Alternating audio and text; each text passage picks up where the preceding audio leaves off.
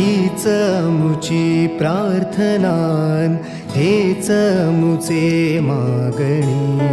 हीच मुची प्रार्थनान, हेच मुचे मागणी. माणसाने माणसाशी माणसासम वागणे.